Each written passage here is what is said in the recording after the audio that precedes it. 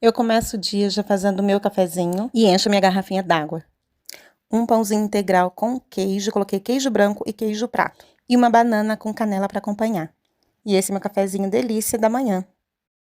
Pós-café eu faço uma maquiagem bem básica, somente para passar o dia. Dou apenas uma corrigida na pele, na sobrancelha e passo um batonzinho para ficar bonita. E aí, o que vocês acharam? Fiz essa cama posta num tom azul, toda floral. Eu gosto de começar o dia com a cama arrumada.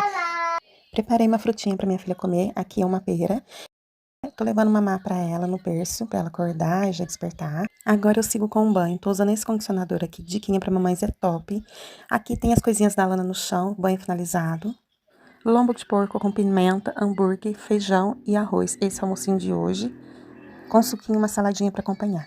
Agora eu preparo a mochilinha da creche da Lana. Aqui eu separo as roupinhas que ela vai precisar. Ela tá no processo de desfraude, então eu preciso mandar bastante roupinha de calor, de frio.